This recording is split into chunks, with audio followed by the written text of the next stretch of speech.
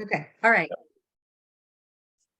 Good evening, Music Multiverse listeners. This is Beyond Your Radio, and welcome to another episode of What's in Your Ear. I am super excited about this one because I saw the panelists' choices and lots to talk about. And in today's episode, you're going to learn probably for the first time what an Ondes Martenot is. Oh, what? Hey, an Ondes Martenot. Okay. It sounds like there's a metronome. That's what I'm getting out of this. Nope, it's not. It's you're gonna learn. But we're gonna have a lot of fun. The picks are excellent tonight. I'm super excited. But before we get into this, all right, you gotta subscribe, all right? Because if you don't subscribe, I'm doing this just for my own entertainment, which is probably enough to get through life, but not monetarily speaking. And at least if you're he's not gonna get paid, at least send some Doritos his way. I can give an address if someone reaches out to me. There you go. What's your favorite? Flamin' hot? Flamin' hot? Flamin' hot or just regular? That's cool. Okay. Just straight nacho cheese. If you've been watching and you're not commenting, what's wrong with you? I want some comments. Make fun of me. Tell me I don't know what the hell I'm doing. Tell Alex he's wrong. I do. Alex, you're wrong. Comments. Yeah, I promise we will reply. Okay. So our panelists have been listening to music for the last 2 weeks. If they haven't, they're lying, and I'll throw them off the show. Each show is completely unique and should really be an eye-opener, ear opener, if you will, for the panelists, even for us, because we all listen to different stuff. It's impossible to listen to everything. I try so hard to. Never works out. With a collection like that behind him, folks, I can tell you right now, like, watch our last episode. I was sitting right next to him, and the amount of CDs to the size of my figure is enough to tell you that's a lot of music. It is. Hey, just so you know, everybody, what did you just say? You just said the last show. Yeah, so we're recording these, so it's really you have to wait. So it's all right. So anyway, I'm gonna go. Each person gets one, obviously, and we're gonna start with Alex, and then we'll go to Deb, and then we'll finish with me, and we'll go around 3 times. Because 3 times a lady. Well, it's hip to be square, and no, it's not Huey Lewis. It's the Tragically Hip. Live at the Roxy. If you couldn't tell by how I'm dressed, actually, all 3 of these albums were ones that I played today while on my golf round out of the speaker. So this was the first up. And I will tell you right now, when it comes to this album, the first live album I ever loved for the dialogue had to be Moxie Früvous Live Noise. Second album I ever loved for the live dialogue, Nirvana's Unplugged. Third album I love, and it's not even for mid-song dialogue, it's just how Gord Downie introduces songs, has to come from Live at the Roxy. I know this was a recent release in the last few years. Obviously, basically for the hip, it's early 90s, I believe? Early 90s this came out? The Roxy was mid 90s. I want to say it was actually 92. 91 or 92, yeah. Maybe it was 90. Before you were born, Alex. I know. And so this was one that has taken me. It's a great, obviously, classic band. I'm going on the obviously a lot here. Something else I noted too with this that I talked to Mark about was I loved their foreshadowing of future songs that had not been released at the time in their tracks, and their ability to maneuver those in, obviously, to the Killer Whale Tank, the great live rendition of that song, and something that has stuck with me for lots of times over 97.7 playing it on the radio. They would do that version of it. So yeah, easy first album choice for me was that. It's so 1991. March of 91, I think. So obviously I'm a big Hip fan. I saw them before they were anything in the United States, back in the 90s, early 90s. But what I will say is this. This is what the fans were expecting for the first live album they made, and they didn't get it. Trouble at the Hen House, the album right after that, the live one, I don't remember if it had a name. I could care less. It did not deliver like they knew the Hip delivers. I don't know whether it was just song choice, if it was the change in the band because Gord Downie was playing guitar at the time. But I will tell you that this album solidifies and lets you know exactly why they were as big as they were, while their live shows were so sought after. And it doesn't matter whether he's never does the same thing twice. So the people that saw Killer Whale Tank in 91 at the Roxy, I saw something different in 1990. I with one song at Ontario Place, he's talking about fight. He was talking about getting beat up, and when you got a guy in the ground and you're just punching the hell out of him, the guy says, "Uncle, uncle," and you let him up, and they starts beating the hell out of you. I'll never let that happen again. This song's called Fight. So all these soliloquies, all these crazy things that go on, and how deliberate they are. It was always a staple. No, it wasn't always a staple. It was there, but in some shows, it was too large a venue to hear, right? And in this venue at the Roxy, the Hip are the best bar band ever live. Just that's it. And this shows it. Double Suicide's on there. The way they play everything on, of course, some of the tracks that didn't make album are on there too. So But I think excellent choice. But I think when you say Trouble at the Hen House 2 as a live album, I don't see that as a great live performance that's as engaging as the content that came off of Road Apples. Like, I think is it in between? It's something between, I think. Between Us, maybe that is the title of the live record. But I think especially the pace and the tempo of the Road Apples album being what was played in this concert also makes it a great song selection from the discography of the Hip as a great live selection. A lot of people will say, Up to Here and the Road Apples are the quintessential, that's them, right? But actually Road Apples is my favorite. The actual first record, Tragically Hip, that has Small Town Bring Down, that has that still has that blues, really heavy blues. You can hear it in it. And of course, obviously, the one song makes it from or two songs make it from that. And just for the sake of conversation, Road Apples is my number one. Phantom Power's got to be number two for me if I'm going to go behind that. Well, we are going to do a Tragically Hip ranking this year on the day that the band played their last show. So I'll be looking for that if you're following us and obviously subscribing. So anyway, all right, Deb. Okay, well, Alex, that was very, I know, I'm not looking studious. I'm looking full because I can't read without. I was going with what was behind Mark's head, but. Oh, yeah. We'll say it's you. Do you know this album?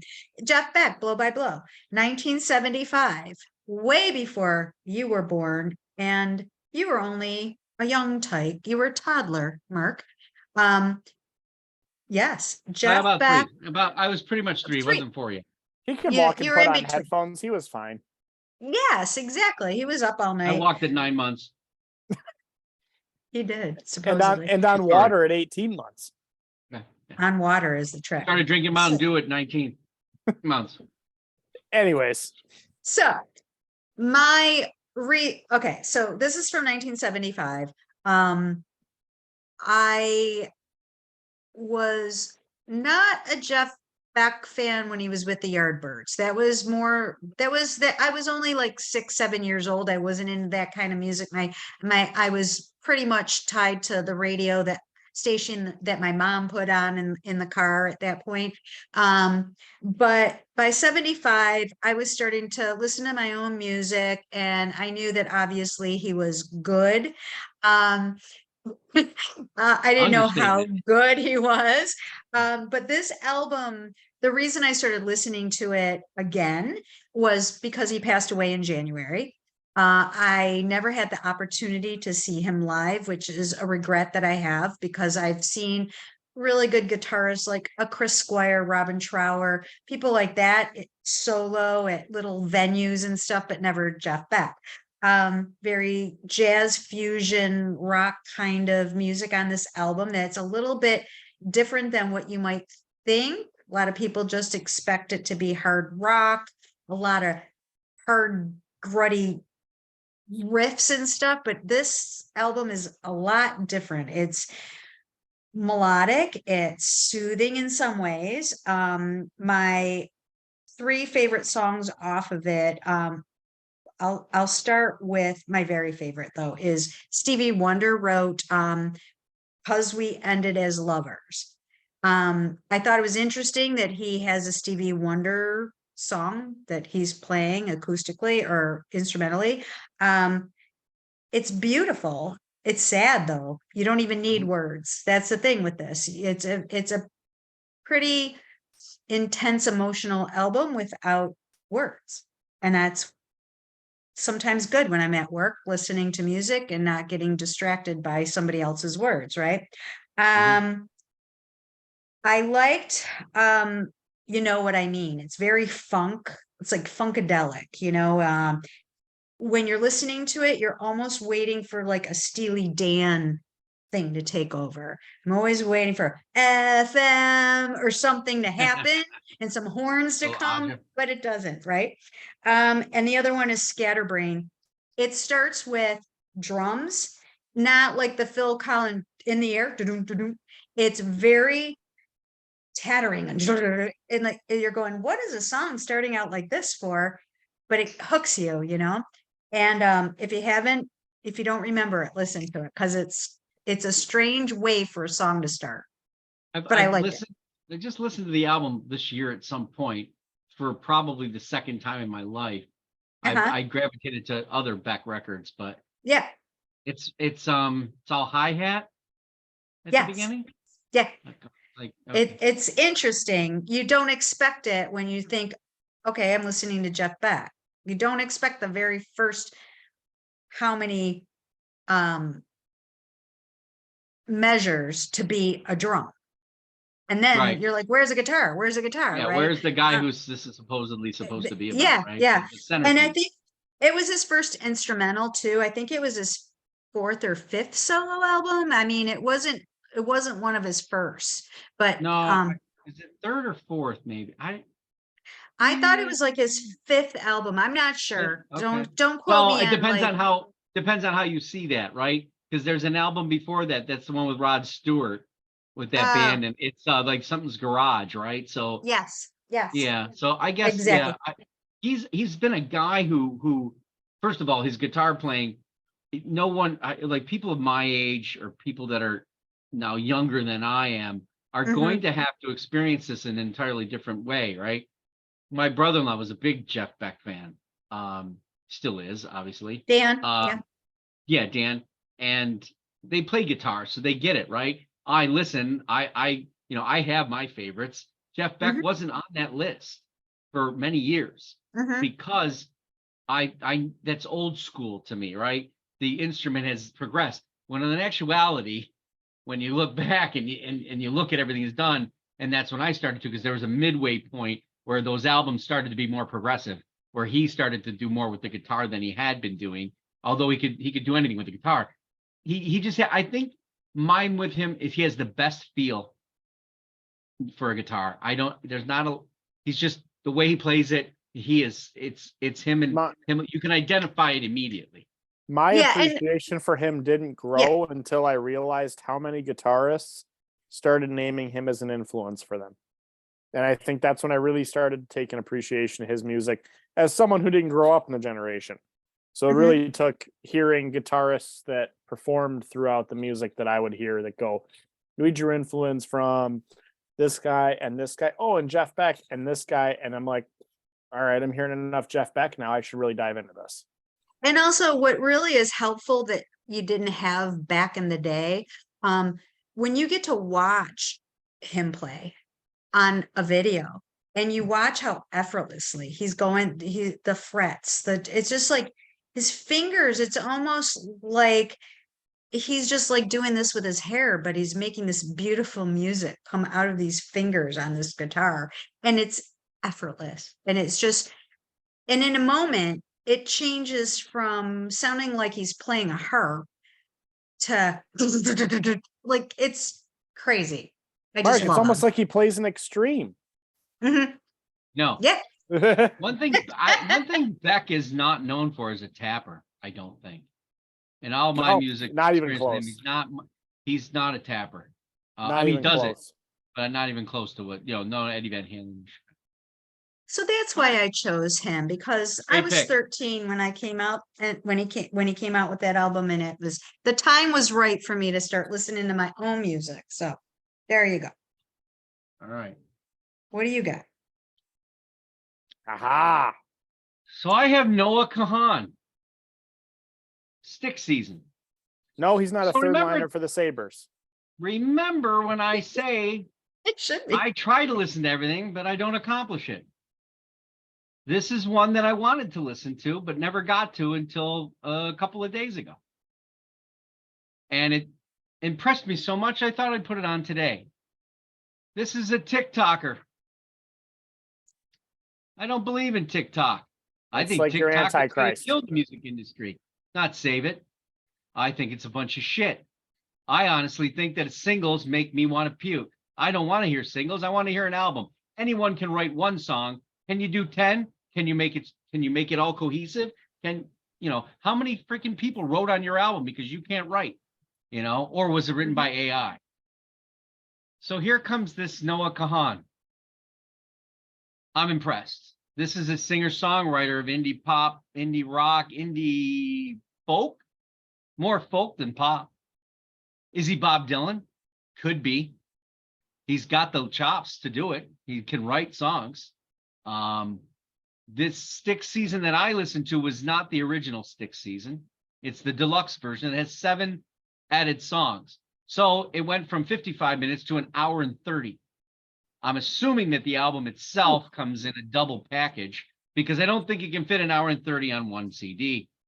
If that's the case, then I could sort of shrink some of the shit down. I honestly say this is very deep nostalgia for a kid this young.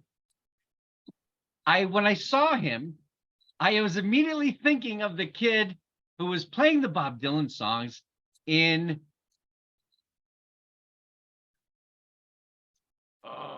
Zombieland 2. Everybody see Zombieland 2? No. Okay, well, people that are watching, all 9 of you, you will know it when you see it. He's a faker. He says they're his own songs, but they're Bob Dylan songs, or there's somebody else's song he's playing. He's like this hippie liar. But I will tell you, this kid's no liar. This kid's the real deal. I think he's got a handle on how to draw emotion from songs and lyrics. Lyrics are driving most of this, but he has a very good technique. And right now, I would say that Republic Records is fortunate to have him, because I don't think he needs a record label. He put out a song. He put out Stick Seasons Deluxe digitally.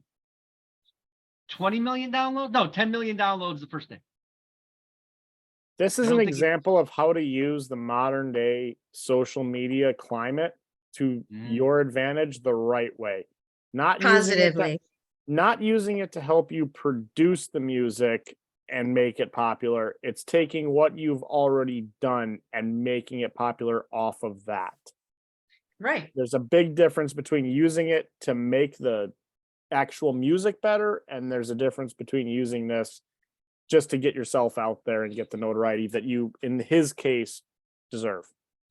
Now remember, everything I do for you. No, that's Brian Adams. I do this because end of the year, I'm getting to this point. I got to make the best 23 song or best 23 albums of 23, right?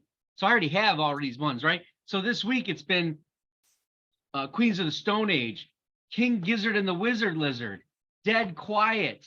And now this Noah Kahan's in there. I got Hail the Void. It's starting to get crammed up at the top. Folks, he's not looking for the best players. He's looking for the best team. There you go. That's right. That's right. Like us. Again. Best way to pull a good Herb Brooks quote into the show. Again. Herb Brooks. Again. Herb Brooks. We love Herb. Anyway, man. check out. I'm telling you. First listen. I'm telling you this on a first listen, right? I'm not going to tell you who he sounds like, but this is Bob Dylan or anything. But the fact of the matter is, I think it's worth the listening from anybody who's a music fan, no matter the genre. But this is indie pop, indie folk, and not much alternative to me. I don't know where they're getting that from, but Stick Season. This is the deluxe. So can I put the deluxe in 23? Hey, it's my show. I'll do whatever the hell I want. How old is this guy? Oh, 20 something maybe. I didn't look at the age. Hang He, on. Oh, he has to be young if 20 he's using TikTok. I'm 30 and I refuse to use TikTok, so there seems to be the He is cutoff. 26 years old. He was born on January 1 of 1997. He's a New Year's baby, just like Chef Jeff. Chef Jeff is too. Chef Jeff was a stork delivery? Damn. Yep. And we got the meal to music that day this year coming up. Oh, that's right. Oh, and We'll it's be his there. birthday? Shit, well, I'll be sleeping at Mark's house. Everybody will be sleeping at Mark's house. We're gonna Well, have to. We're gonna Alex, have to tape keep that us for in- the show. Go ahead. Alex, keep us in Canada, my friend, with the next one. Well, speaking of sleeping, this is an album that I swear to God, you could stick me in Albuquerque, New Mexico, in an Adobe, and this is all I'd want to play on vinyl. New Mexico and an Adobe. What? Okay. Oh, I say really? that, Deb, because there's an element of this album, and I know it drew an inspiration from both the beautiful and the aggressive side of animals, like a coyote, as it's appropriately named for. Mhm. This album just gives me the vibe that I need to be outdoors when I listen to it. And I think that's something that, again, this goes back to golfing today. This was an easy listen, something to throw on while I'm out there. Won a 2014 Juno Award, which at this point should probably be rated higher than the Grammys, according to Beyond Your Radio. Absolutely. The Grammys are toilet. Tell us how you really feel The on the Grammys Junos, are the Mark. equivalent of making a Christmas record. Don't do it. Wait a minute. Where is your dignity? Oh my gosh, I was almost my first album challenge. I almost had to listen to Hawaiian Christmas music. You said almost. It means you didn't have to. And that's the saving grace here. You're right. Okay, go ahead. We're listening to you right now, Alex. It's all for you. It's all about you. It's always about me until I'm wrong, which is about milliseconds Yes, I away. was waiting for that. Which is milliseconds away. So far tonight, you could go 3 for 3. I'm being right. So carry on, Montesquieu. 2014 Juno Award for Rock Album of the Year, which I can tell you in the realm of Canadian music, that means a whole hell of a lot, especially to this show, for good music. I've always been a fan of Indio and Take It on Faith, much to Mark's dismay. I'm a single guy. Those are the gateways I got into this album off of, but it's very melodic. He changes the genre throughout. There's a consistency, but there's a differentiation from track to track. It's a very complex album in the sense of you'll understand it, but you're going to be able to feel the layers as you peel it back and listen to it track by track. So this one for me, and Matt Mays, don't get me wrong, this album came out in 2012. His album before it was 2009. His next album after is 2017. This is not a guy who will rush an album out to rush an album out. He will put out something that is quality. It's worth a listen every time you listen to it. Mark, I know, tipped me off to his album after this, Once Upon a Hell of a Time. So yeah. And Twice Upon a Hell of a Time. So Matt Mays is well worth a listen for those of you who don't know him. And I'm glad I had him come on today while I was golfing and made me go, yep, this is the album I need to listen to today. So if I'm going to give somebody like what is it like, right? This is going to sound crazy, but he's the new Neil Young of Canada. Wow. I wasn't expecting that. He's a little harder. He's a little bit more rock. There's less folk, but it's there. And you can throw in a little Tom Petty. He has groove. He's got a feel for delivery. I've seen him live. He was very, very good live. I think he gives me more Tom Petty than the Bob Dylan. Well, yeah, I didn't say Bob Dylan. You mean Neil Young? Oh, Neil Young. Oh, okay. You think more Tom Petty than Neil Young. I think the guitar and the association of word choice and delivery is very Neil. Just not on the folk side. This is rock. This is rock, no question. I get Tom Petty, especially lyrically and the way he sings. I think that's what comes through the most. Yeah. But there's probably a lot of other things in there. But anyway, great pick. I love it. I like it. I like it a lot. Deborah. Okay, mine is kind of like not as mine are never as deep as your guys, but mine's Dave Matthews Band Crash, 1996. And I truly have been listening to it. I'm not lying because You were just there. I went to my first Dave, right? And I'm going to another Dave tomorrow in Pittsburgh. Wow. You really like Dave more than Dave Matthews fans. No, she's going to Dave No. Chappelle. Ah. Yeah. Well, it's not thundering at Chappelle's show, but it's going to be thundering outside at my show tomorrow. So we'll see. We'll tune in next week to find out how Deb made out. If I got hit by lightning. We could do a live show. Oh, could do Be that. on live. But I picked Crash because I was listening to a bunch of different albums getting ready for the show last week because I'm not a Dave fan where I'm following him around like I'm a deadhead or whatever. But obviously I know his music, but I didn't know some of the newer stuff, the older stuff. So I was just putting things on as I'm sitting at work, and as I'm hearing songs come through, and I kept going, oh, I like that one. I remember that one, but they all go back to Crash, which is from 1996. I think the reason why I kept going back to those particular songs is, and this comes back to you, Mark, and you don't even know this, but we took a trip down to Myrtle Beach when the kids were younger, and your middle sister, Linda, came with us, and I picked her up at the Lockport High School to get in the car to head down to the beach, and she brought a CD and she wanted to listen to Crash. I didn't know it was going to be 16 hours of Crash, but that makes sense that I haven't listened to it in how many decades because it got you more worn than out. spaced out the amount of time that you needed to listen to this. Yes, but as I listened was to it, pieces. so many memories came back, and it wasn't his most popular album, I would think, but Might have been. It's up. I Up mean, there. I think as people get more into his music and reach backwards for things, they're embracing that album a little bit more and going, this is Dave.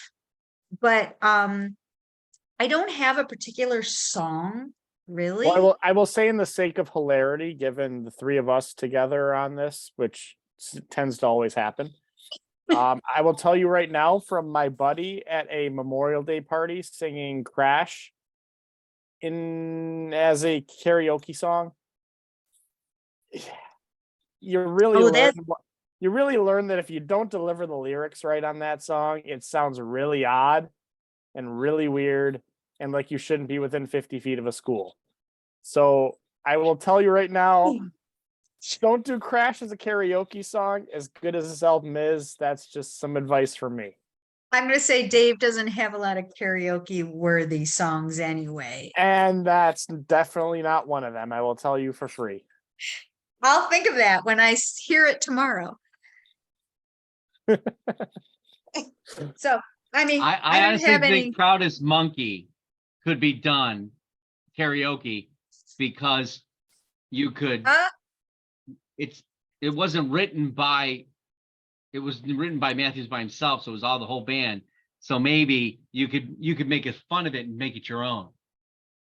Well, I am the proudest monkey I ever saw. I'm gonna have to tell you guys the story after the episode because I don't think I can put it where this is recorded, how that karaoke episode went down. So okay. I'll save that for those of us let's wait on that. Yeah, for those of you who subscribe and maybe interact with us, you'd hear the story. So anyways. Ooh, teaser. I remember this album was panned when it came out. Really? There were, yeah. Rolling Stone didn't like it. Village Voice didn't like it. It just didn't emulate because it was not the music of the time at that, right? So that is very true. That's true. They did not understand the jam band sound of them. And Well, I think I that's think- what makes them so good live is, and why people enjoy them as such a cult following is just how they are live is, And they mesh and just the energy. you need to see them live rather than listen to the albums. I think if you're a Dave fan of what they can do on an album, great. But I think if you go see them live, that's when people gain a different appreciation of them. I kind of agree with that since I finally saw them live for the first time. Now I'm listening to other things that I just would never, and I go, that's got something there, you know? I picked this album up in Dover, Delaware. Let me tell you what there is to do in Dover when the Downs isn't going on. All right. You look for alien spacecrafts landing in the evening because there's just nothing but field and nothing. And I bought the record at the every time I went somewhere, I tried to find a record store. Found that record store, and that's the album I picked. I'm not disappointed. That is my favorite Dave Matthews album. Close would be the next one, which is something about the streets, I think. Crowded Streets, maybe. Oh, It's one that has Alanis Morissette on it, yeah. doing some background vocals. Hmm. Anyway, I love Okay. the choice. I understand it's not that beyond your radio, and obviously his new record is out right now with the band, and I listened to it. I don't think there's any return to greatness for them. I think they're kind of just on this level of it's good. There's agree. always one song that's got that thing where you're like, oh, maybe, and then meh. So, Yeah. good choice. I applaud.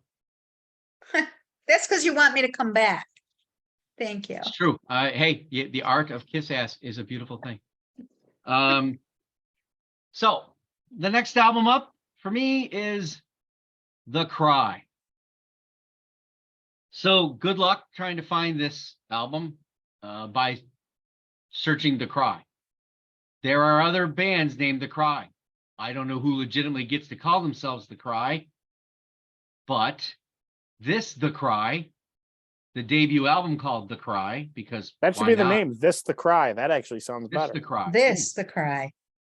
Well, anyway, this is a classical album. Although the album cover looks exactly like the music. So let me give you a little bit. This is Christine Ott. She is a French classical musician. She plays, obviously, the piano, but she also plays a thing called the Ondes Martenot. That's what you were talking about. That's where we're coming to. Okay, The how do you Ondes spell that? Martenot looks like a piano. Looks like it's got keys. Looks like just a smaller piano. But what are these crazy ring things? The Ondes Martenot is played by dragging a ring on a wire. I don't know. I've never seen it done live, but apparently she's the best in the world at it. And this album is a trio. It only has her. So that's a piano, the Ondes Martenot. Then it's Matthew something, Gabry. He plays keyboards and effects. And then, of course, Pierre Louis. He is the drum.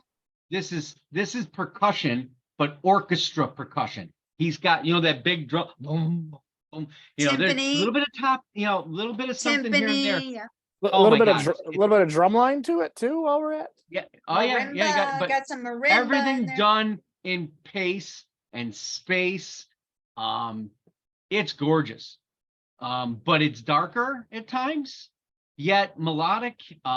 If this is the new classical, I don't know. I'm not technical, right? I don't play a musician. I don't play an instrument. But I know the classical has got that, how do you get past it? How do you get past it? This is almost ambient. It's almost soundtrack. You know what's funny is when you say dark but melodic, I get that from the album cover. Yeah, for sure. But there's pieces like the small In My Mind is only 2 minutes and 18 seconds long, and that's kind of more of a peaceful part of it. But it's just, this evergreen, the way things are delivered. It's great. I want to say you're looking at improvisation probably for quite a bit of it, and they just recorded and went with it. There are parts where the track seems like they might have modified it a hint, but this is 2023. This is brand new. It came out basically last week. I've been digging it. Sure. Can I ask you something? Do you have a picture of what that instrument looks like that you're talking about? And how you spell it? Because I want to learn how to play it. Okay, so the Well, spell it. I can't even say it. So I know. And Mark said so it it's 4 times. ONDES space MARTENOT. Or you can be called the Ondes Musicales, but that's if you say it in Spanish, it's French, so musicales. So MUSICALES. I'd like to buy a vowel. So it is played with a keyboard by moving a ring along a wire, creating a wavering sound similar to a theremin.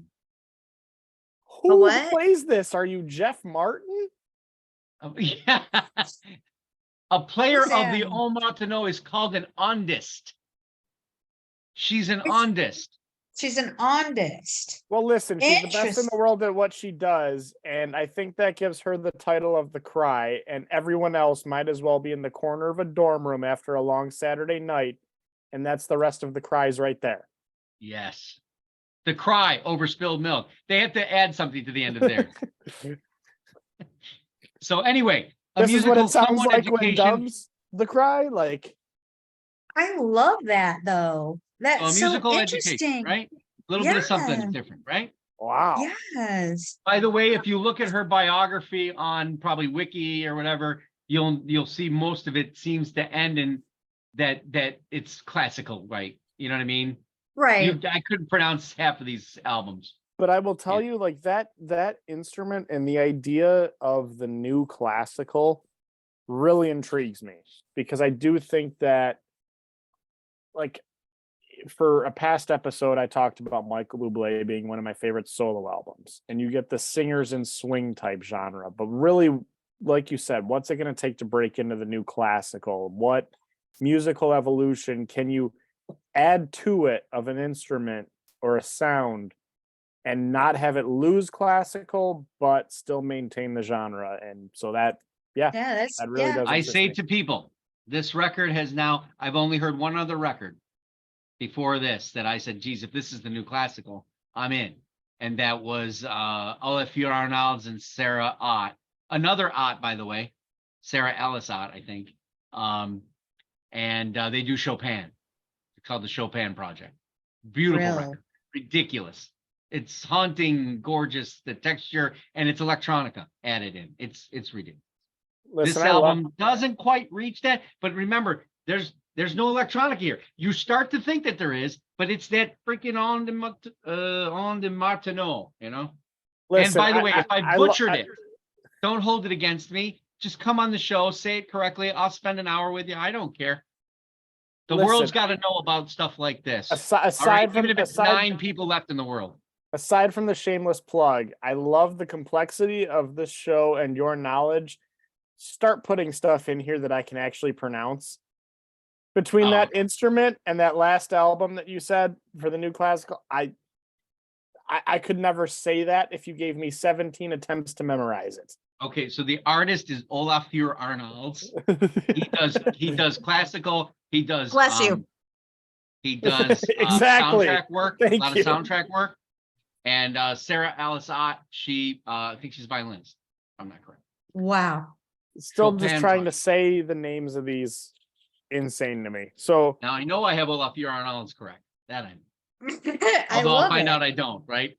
Like when I get yelled at by Jonas Elborg. Anyway, moving on. Well, we're gonna go into something that I can definitely pronounce. Yay, thank you. It's A and B. It already starts an alphabet. So I love it. So this album by Kaleo.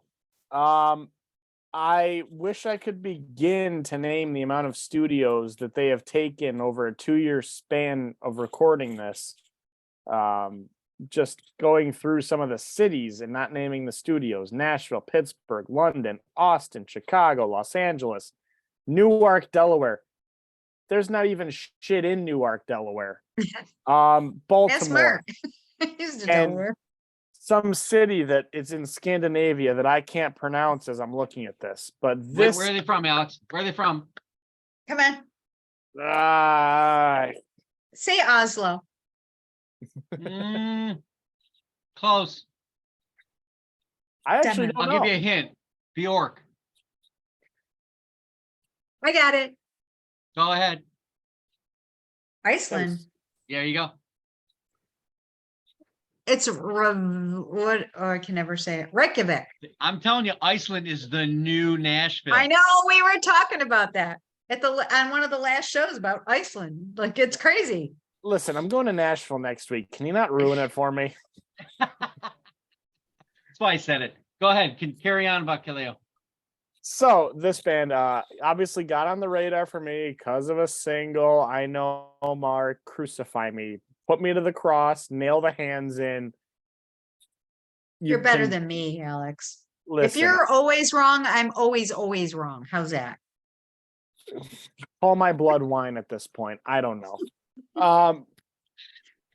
So I got into this band because of the single "Way Down We Go," and I don't Okay. remember how I was led to hear "No Good," the title or the first track on the album, and I went, "Shit, this sounds good." So I look up and I see it was on the same album, and I go, "Well, you're 2 for 2 starting off the album. Let's just go all the way down and listen to this in order." Now, track 4, Glass House. For those of you who don't know, I coach hockey. I also like to be a real snob about what music gets played during my team's games, and I will bitch about it if it's not right. I may or may not have made Glass House a new goal song my first season at Buff State.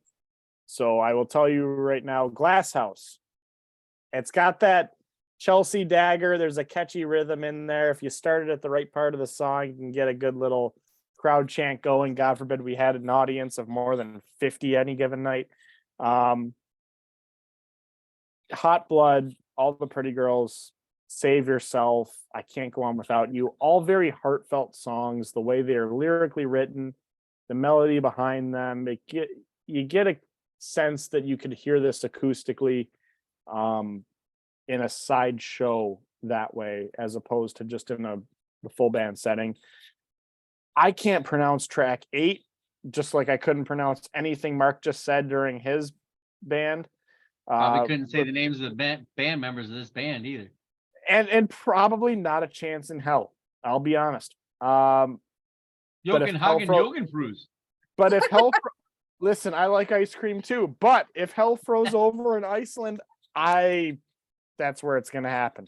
But track 8, I will tell you, for not understanding a single lyric in the song, none of it in English. Holy shit, is that a great song? I don't even need to understand it. I don't care what they're saying. They could be telling me the secret to life in the song. It doesn't matter. It just has the sound that puts you back to earth. It grounds you. This album, to me, took me by surprise. The fact it has terrible reviews from people like Rolling Stone and mid views from anywhere else stuns me, given how good this is. It's a shame it took them from this was in 2016. I was going to ask you what year this was from. It was a 2-year production to get it out in 2016, recorded over 14 and 15. And the fact it took them till 2021 to put out another album. And I swear, I hope to God there's more, because this band's got it. And for being up in that northern, Western European type area there and being in Iceland, like they got to have more. This is a damn good band for me. I love the blues rock sound to them. I love the fact it has that jam to them. You get that right away in the first track in No Good. It just sounds like they're ready to rock. So I think people would not understand what we're saying. This is a blues album, but it is blues done a way that's never been done, in my estimation. Okay, there are some people, and there's actually a guy I follow on YouTube who's over the pond, and he made a statement he made a statement that he couldn't get into the blues sometimes because it's too standard. This is not standard. Okay. This is well thought out, well programmed, well committed. You know, when you do the blues, you know, we talk about Joe Bonamassa or something like that. You know, Bonamassa brings a huge band and sometimes it doesn't sound like the blues. It sounds more like, you know, big band, right? It's very Or production. Yes, very Yeah. big this production. is everybody's that's doing this, and whatever these guys are playing this guy, maybe there's girls, I have no idea. You know, Alcol, David, Daniel, Ruben, and Bourlefleur, not Guilefleur. These instruments and how they're playing it, they're all hitting the blues, and they're making it sort of to me a little bit on the hop of the hip. There's a Okay. little bit of like that, like as if Dre was producing it Got to it. me. Yeah. Is that, like the way down we go. Oh, and that of course that's been on movies and stuff. What Sure. happened is this became art to some other people, and then this album started to sell. Here's how I know that. I know that because when you look at the sales where this album was and what it wound up being at are two different places, right? It's platinum certified now, but it probably wasn't at the very beginning. Its own country didn't get ranked up until like I think it was number 4 maybe. Their new album back in 21 went number 1. You know who had it the highest?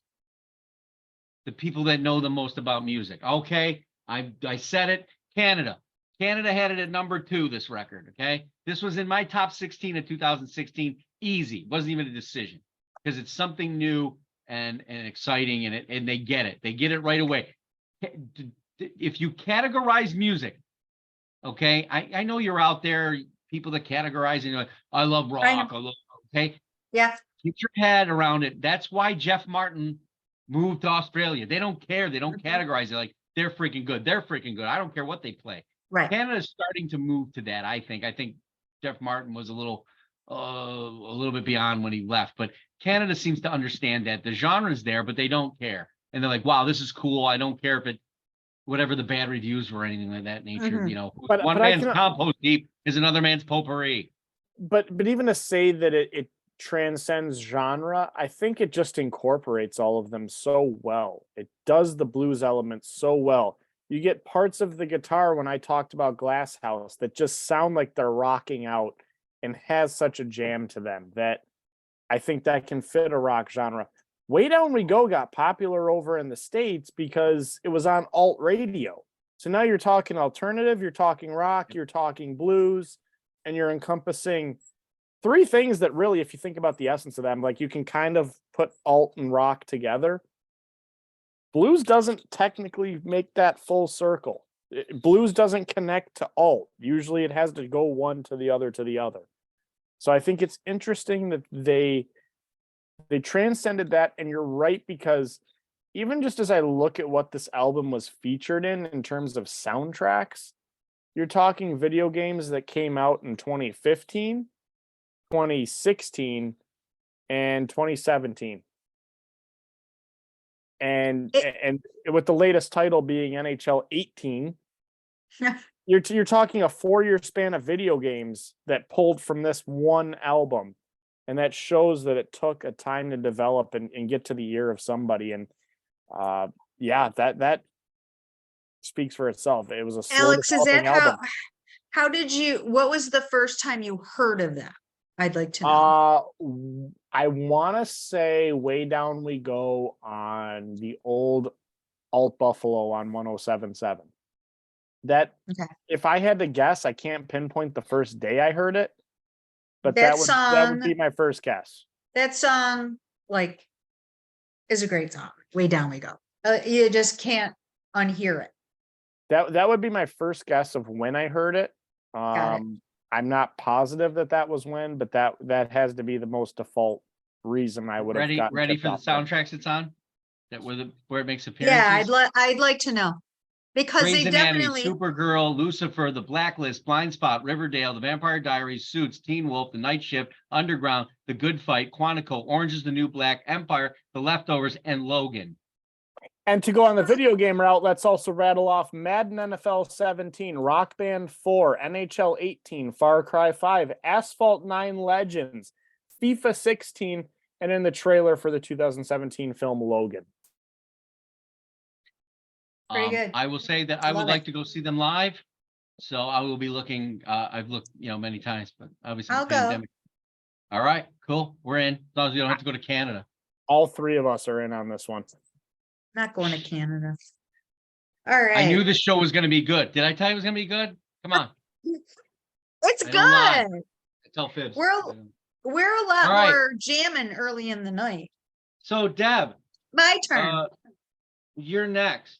Why can't I see anything? What? Because Oh, she's Ray that's it? Charles. Ray Charles. No, because it's Foo Fighters. But here we are.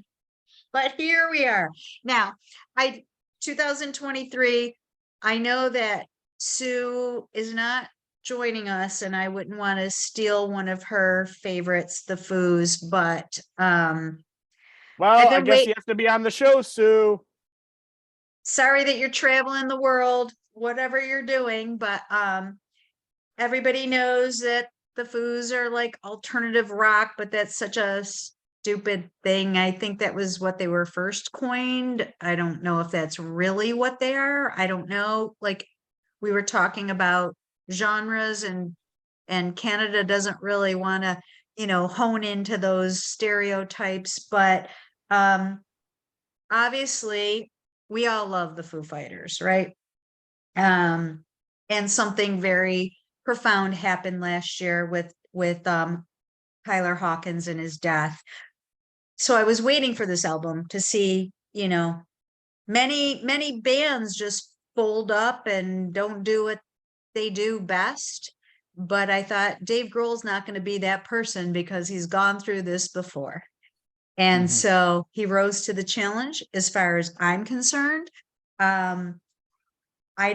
I'm not one to just sit and listen to an album cover to cover in a sitting. I'm working all the time and interrupted. And I did with this album because I have a connection to this in a personal way. I felt that the album was very Foo. There's no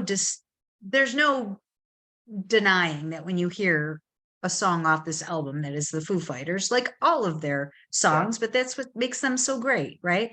They don't all sound the same, but they're still them.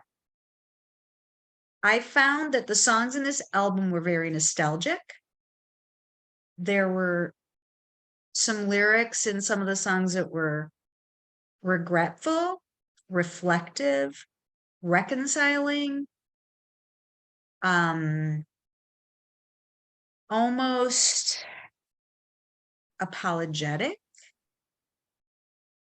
And obviously the rescue song that starts, it came in a flash, it came out of nowhere, it happened so fast, and then it was over. Well, it didn't come so fast. It didn't come in a flash. Tyler Hawkins didn't get hit by a car. He had a disease. He was a heroin addict. What happens in that disease when somebody shows some recovery, everybody kind of goes, and lightness comes over them, and they feel, now we can relax and put our guard down. But for the person that has the disease, that never happens for that person. They are always waiting for the next day that's going to be the test. And then when they don't pass the test, everybody else is left going, happened so fast, came out of nowhere. It didn't come out of nowhere. So I listened to that, and then I listened to the rest of the songs and listened to the lyrics about how that goes back to all of that. And they have Kurt Cobain that they have to deal with, and they have Tyler Hawkins that they have to deal with, but they have to keep going on because Dave Grohl is most philanthropic. Is that how you say it? Philanthropic? Philanthropic? Philanthropic. He is like so selfless and giving, and you can tell it in how he writes his songs. some of the words like in the glass, it's all about vision that left and then it came back. You know, we think that we have a vision of something and we're honed in on it, and then we get complacent, and we have to bring our vision back to the center and think about what's important. So this album, to me, reflects a lot on my own experiences and what I had to go through in my life. And he is the kind of person, and the band are the kind of people that I want to go on in my life and be the same way and go, I'm not just going to give up. It's okay to talk about it, though. It's okay to have people feel your pain through your music, but also hope, because they always sing about hope. It's I will not- say this might be one of the greatest descriptions I could have heard for this album, and I'm glad you got to it before Sue. Sorry, Sue. I say that, but she's not here. I say that though because when I first heard this album, and I told Mark this, Mhm. because I know Mark said, "Yeah, this sounds like vintage Foo Fighters," but it's the Foo Fighters. Mhm. And so when I listened to it, I went, "Yeah, I get that. It's a very grief-written album," Mhm. and I admitted it for that. I accepted it for that. But it's knowing what you've been through, Deb, Mhm. and hearing it from that perspective definitely shone a different light on me, because this is a group that you don't expect to talk about this issue. Being what the Foo Fighters have been and what they've evolved through, even despite the Kurt Cobain Right. stuff for Dave Past. You Grohl. think of past. Yeah. Yeah, they don't. It's not talking about grief in any of their lyrics of anything along the way. Maybe of relationships briefly, but it doesn't touch on some of that stuff. So knowing this was a very grief heavy album, it's interesting to hear it from your perspective, and knowing that you can refute a little bit of what Rescued's lyrics were, but still understanding the scope of this album, and seeing what some of the lyrics were in some of the lesser known tracks currently to the Mhm. popular ear. Yeah. Yeah, it's a great analysis of it, honestly. Like that, I think you hit it spot on from a perspective that I didn't realize. And like you said too, this is a band that could have evolved. Dave has a million side projects. He could have done anything else. He could have picked up one of them and ran with it. Right. He The didn't same have to, the, they didn't have to stay together. the, Right. the same way Nirvana was dead with Kurt, and he picks up the Foo Fighters and runs with it. The Foo Mhm. Fighters could have been dead at Taylor Hawkins, and instead they pick up and do something that's still going to be the Foo Fighters. It'll be a change of era, sure. Mhm. But I think, like, because he could have done a million different things. He But I had think that the Sound City, he had difference, Queens of the Stone. Like, he could have done yes, something. the And difference is, I think he came from the place with Kurt Cobain that really denied that he had any issues, that didn't really understand, because I don't think Kurt ever came out of that fog that he was in. no, Tyler probably not. did. Tyler was in recovery. Taylor, by the way, Taylor. Or Taylor, I'm sorry. Yeah. I know, I always just called him Hawkins. Like Stephen. He Gene, so make me laugh. Don't laugh while we're on camera. What we do. I know. That's what makes the banter With, so good. well, he was in recovery, and I think that's what those lyrics mean. It came in a flash, because people forget on the outside what Correct. that addict is living. It didn't come in a flash to Taylor. It was in his the moment he woke up in the morning. It was the fight he was doing until he went to sleep again, right? So they're not going to run from that. Like with Nirvana, like Kurt was very toxic in what was happening with the band. And then that was a different time also. When Kurt Cobain died, people didn't want to forgive an addict. Nobody wanted to have empathy towards an addict. It was easier to separate yourself. Now we have a whole different culture of, let's talk about mental health and addiction and how that all falls into our world. And I kudos to them that they didn't run away. They're writing about it. And you can still listen to it without listening to the words, and it's still Foo Fighters. Yeah, yeah, yeah. That's great music.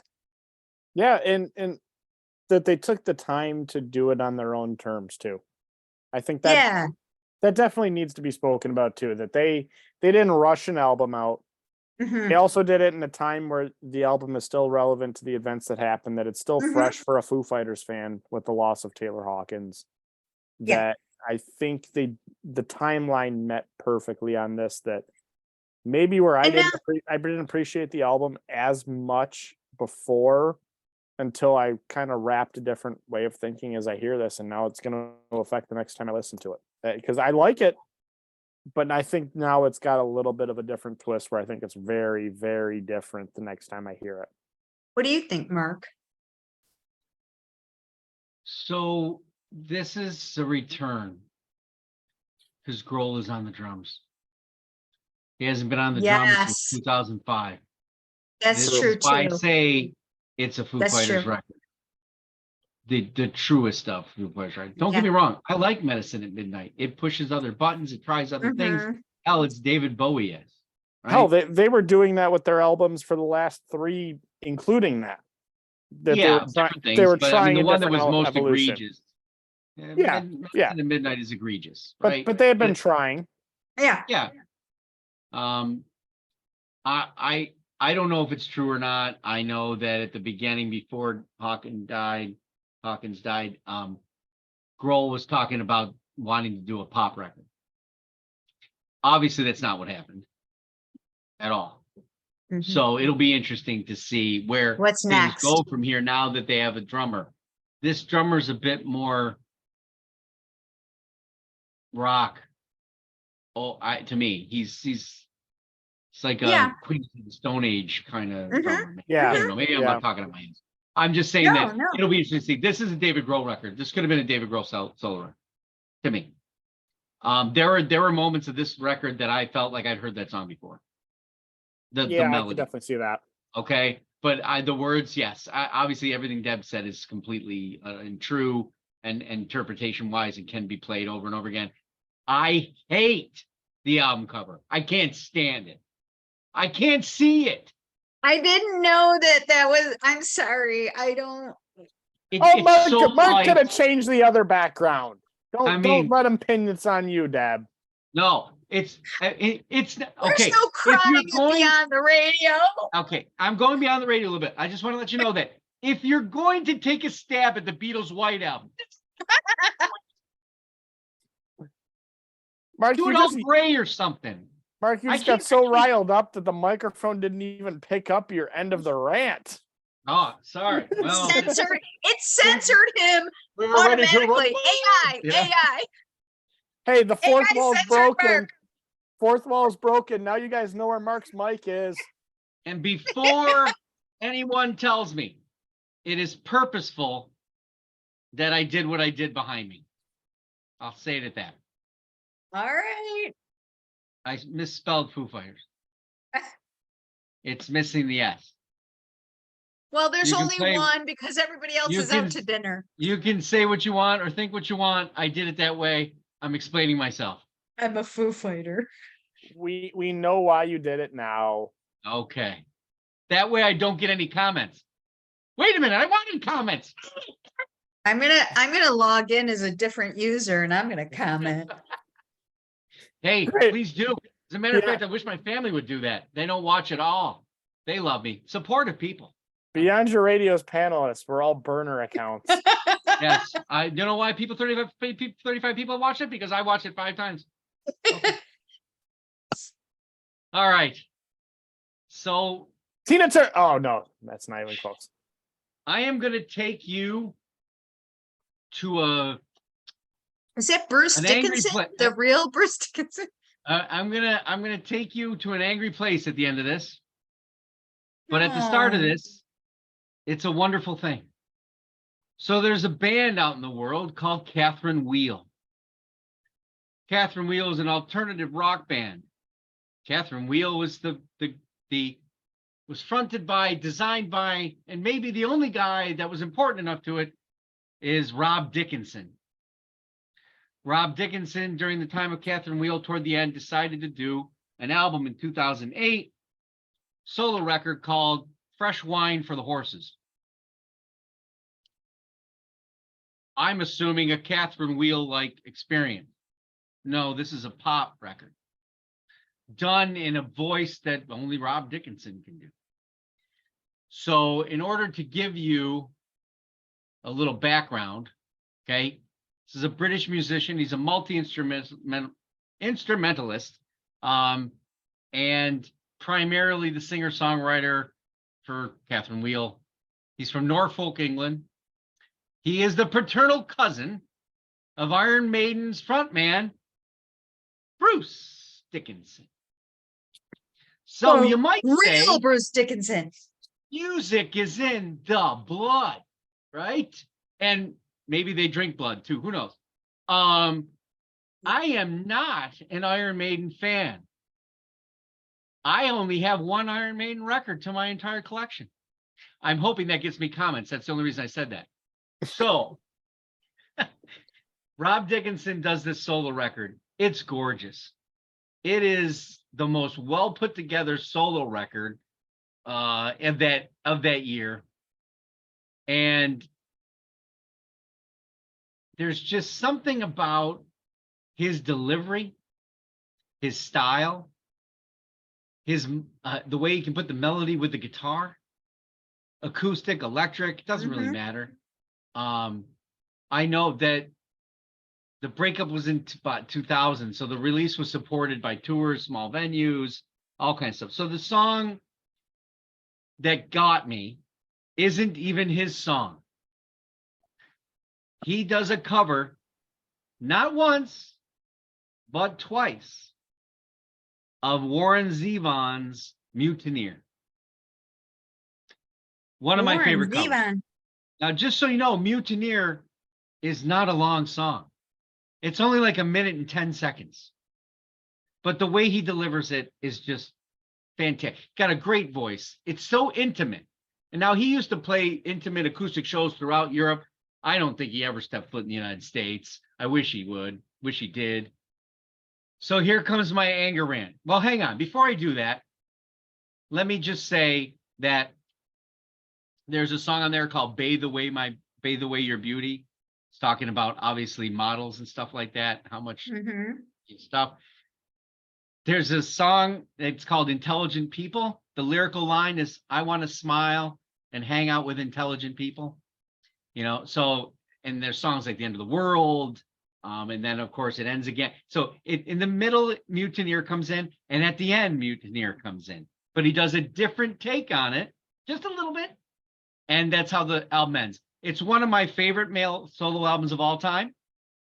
No, it's not on my list when we do that. That's why I'm bringing it up now. But I listen to it at least 4 or 5 times a year, and sometimes even longer. But when I go on a trip and I can play this, I don't have to worry about F-bombs and other stuff. And maybe my children will be influenced by it by someone. Now, here's my anger rant. This is Bruce Dickinson's blood. This is a musician, right? So why would you give up that to basically sell Porsche?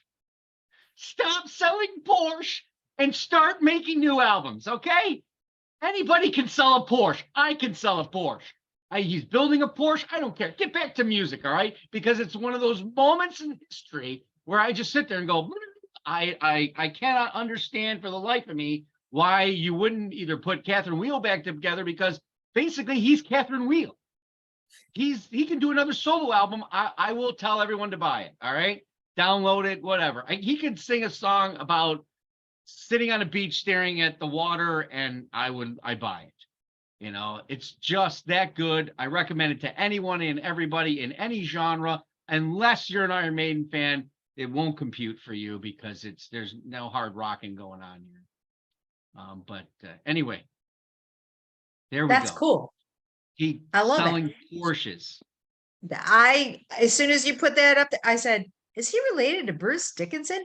He is. Bruce Dickinson? The Bruce Dickinson. The Bruce Dickinson. More cowbell. And then there's me that has no idea what the hell you're talking about. What? What? That's how I feel as you're talking about the Dickinsons, because You I don't know never. Bruce Dickinson? The Bruce Dickinson? This was like taking Dickinson 101 right now, apparently, for me. Wait, hey, wait a second. This is a family show. No one's taking Dick at 101. Okay. Not yet. All right. I Let's don't. go back What? 1 Whoa, second. whoa. So Not yet. What? It's Oh, the end, God. Alex. You'll have to just So- talk to us. Oh, just to make Jesus. everyone aware, we didn't play any music because of copyright infringement and issues with YouTube would demonetize the video. So if you were hoping we'd play some, tell you what, find me on Facebook and all that. I'll send you. You can play it that way. So I want to thank my panelists for doing this. I knew it was going to be a good one tonight, a great one, we'll say, because we've had good ones, right? So thank you, Deb. Thank you, Alex, for those picks. Hopefully it's exposed some new music that people may never have heard of, Dickinson. And we'll do this again in 2 weeks, Dickinson, with our panelists, with more albums and selections from listening palettes. Maybe we even put some Iron Maiden, Dickinson. We're on the web at www.beyondyourradio.com, Facebook, Twitter, Instagram. Yes, we're on LinkedIn because why not? Am I on TikTok? Maybe with this Noah Kahan. Maybe I will. Yeah. And subscribe. Check out our Patreon options that are coming soon. Please like and comment because Dickinson, more new shows coming. And tomorrow we release Jeff Johnson's Music Bites for Rhythm of the Saints. Woo! Thank Yay, you, Jeff. everyone, and happy listening. Go Taste Buds.